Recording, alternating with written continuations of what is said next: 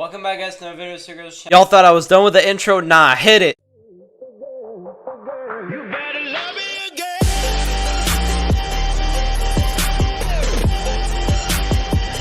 better love me again.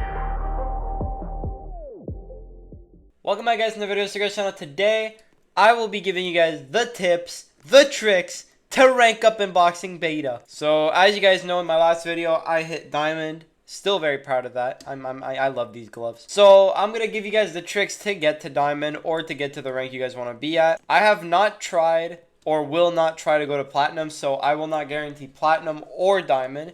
But with these tricks, I'm pretty sure all of you guys can easily hit emerald. So yeah, I'm going to help you guys out with that. Hope you guys enjoy this video. If you do, please leave a like and subscribe. And let's go down with the tips. Alright, so let's start it off. So first things first, we got to learn is what timing is. I have explained this mechanic very, very often. But basically, timing is making sure that when you punch, your bar hits the third meter. So this is timing your punches. This is spamming. Now, with the new combat update of Season 3, you have to know when you want to time and when you want to spam. So there's something that I like to call smart spamming. So this is stupid spamming. It's just bad spamming. So this is incredibly bad because one, you're only dealing 3 damage per hit, and 2, you're wasting your stamina because like you're just punching really quickly. Smart spamming considers you hitting the second meter. So you see how there's 3 meters to the left, second meter. So timing with the second meter, so you go like this. Now, there's certain situations you want to use smart spamming, and there are other situations where you want to use timing. Timing is best when you're going after a block. So if you guys are just trading like this, you're punch blocking each other. Spam punches, or let's say smart spamming, is good for when you're going after their health or their block is incredibly low. Because of the 6 damage compared to the 8 damage to the health, smart spamming actually deals more damage over time to the health, but it will deal less damage to the block. Who are you, bruh? I went just AFK for a second to go grab something, and bro is just sitting next to me in a whole boxing robe. So yeah, like I was saying, there's timing and then there's smart spamming. I want to explain this now. Don't do them for long periods of time. Timing, yes, but spamming, do not do it for long. Don't always just go like this. You are going to get punched so quickly, and if the person knows how to dodge, you're just gonna lose all your stamina, and you're just gonna lose. So the best trick you can do is to mix them in. So if you're punching someone's block, instead of doing, you know, just this the whole time, you're really readable. You can just, you know, boom, boom. All right, I wait, boom, boom, boom. Okay, I wait, boom. Oh, he's dodging, boom. Using those 2 combos and just kind of like mixing them in is going to get you a lot more damage, and you're going to waste less of your stamina. Now let's get on with dodging. Dodging is incredibly important. Dodging is used to just, you know, dodge. But it's also the most high risk, high reward ability in the game, besides the power punch. Reason being, if you dodge and you mess up your dodge, you see how that takes 7 stamina? Because you guys see, whenever I dodge and I block right away, there's a small little period before you can actually recharge your stamina that you will lose a lot if you spam dodge or you get, you know, pressured very, very often. So the best thing you can do is not dodge often, but dodge when you think they're gonna punch. So doing this all the time and doing like boom, boom, and then just dodging. You see how my stamina is already dead, and it hasn't even been 10 seconds.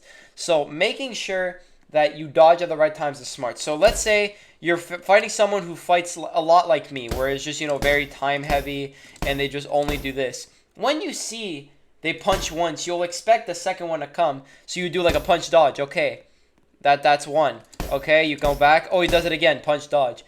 That's going to get you a lot more dodges. And as well, you got to learn when you can dodge sideways and when to dodge back. I'll explain to you the scenarios. So dodging sideways is when you want to sustain pressure and still get a dodge. Let's say you're taking control of the ring and this guy is sitting right in the corner and he's like this. If he has a lot of health and you want to just, you know, get some damage off, doing a punch step back may be beneficial, because even if you step back, they're still stuck in the corner and you'll still be able to cut them off wherever they go. Side dodging could also be used to just literally push them away or to chase them.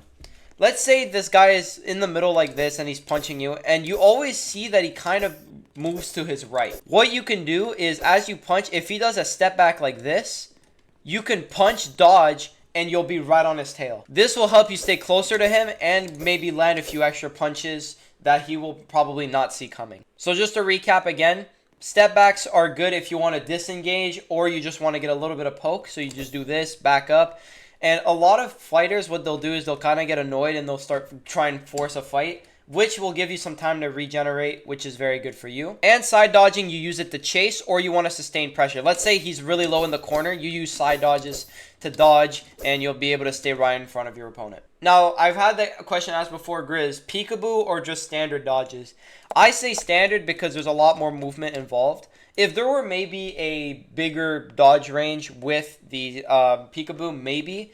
But right now it's just a standstill and I would rather just, you know, dodge side to side. Now we have the dodges out of the way. Let's talk about the big boy power punch. This thing right here. Yeet! The best thing you can do is to use your power punch to get yourself something in return. Just throwing your power punch to throw your power punch is not good. You need to have a plan behind it. If you go watch some of my older videos, you'll see that I say, by example, oh, I'll throw my power punch to break his block. My point is to break his block so I can push on him.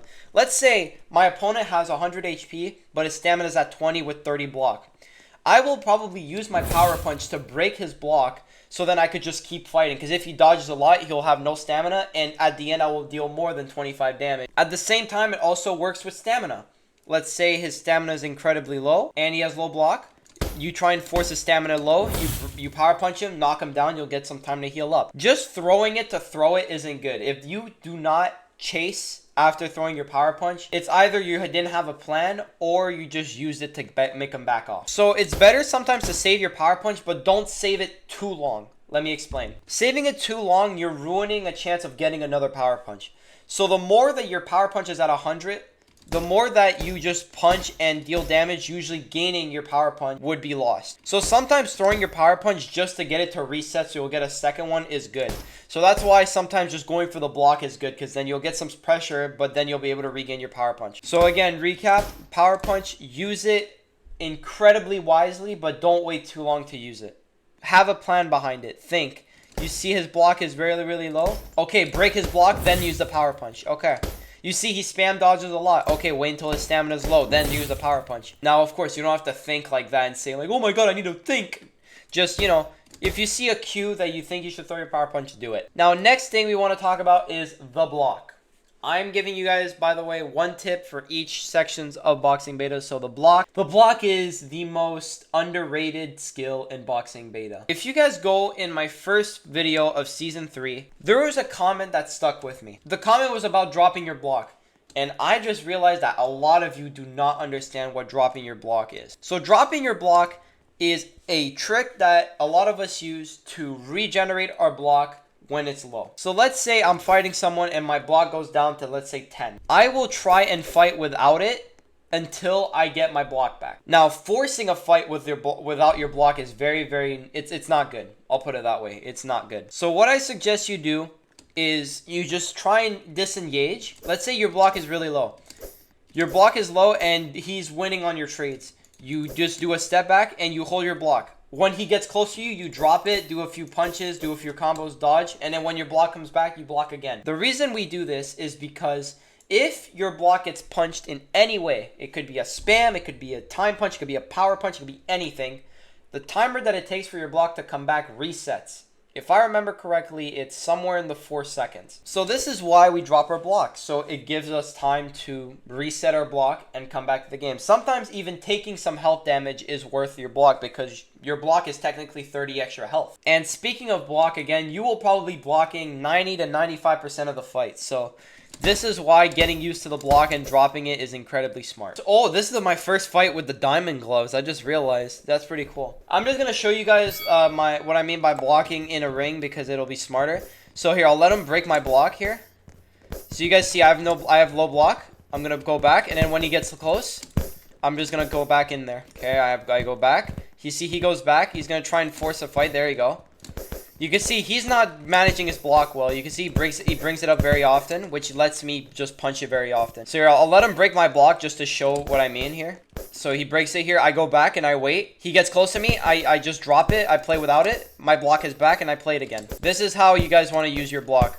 And you see, he's not managing it well. He's bringing it up too early, which lets me punch it. And it just resets the timer, which gets me more damage in the end. You see now my block is low. I'm going to force a trade.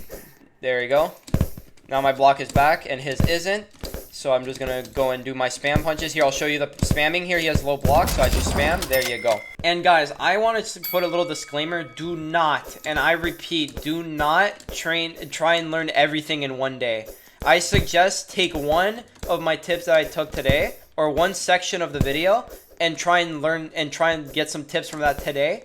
And then you do another one another day, and then another one another day, and then another one another day, until you get really comfortable. Because the more you focus on more things at once, you're just gonna lose a lot of you're gonna be too confused. You're gonna be bombarded with information. You see now I break his block with my power punch, and now I can just get some damage for free. You see he doesn't dodge much, so I don't mind spamming a bit, which gives me a little bit more damage in the end. Now I got one last tip for you guys. One last one that I'm going to show you about passive and aggressive. I'm going to show you guys this in this fight. So there's no being only aggressive or being only passive. You have to be a little bit of both. Of course, you could be have more tendencies towards one, but being able to play both is incredibly smart. So what I'll do is a lot of baiting. So you can see how I walk up and I back up to make sure he can't punch me. So this is one thing that a lot of good fighters do. They do a little bait, so they force the fighter to dodge or to punch, so you get a little bit of an advantage. So you can see I'll bait it again. He punches, I go back in. So that's a big being passive aggressive. You want to show your presence there so that they still can't do anything. So that's what passive aggressive is. You want to have that kind of play style. Of course, there's moments where you want to be all in or all passive, right? The best one you want to do when you're in the middle is being able to do both. So what you do is you establish your presence, but without being there. Because if you're too passive early, you're going to miss out on a lot of chances to, go for their block or go for their health.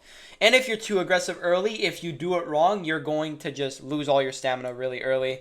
And any good fighter is just going to take advantage of that. So yeah, that's all the tips I got for right now. I hope you guys enjoyed this little video. If you did, please like and subscribe. Join the Discord server down in the description below. I got a little something cooking up for you guys. And I'll see you guys in the next one. Bye, guys. Yeah.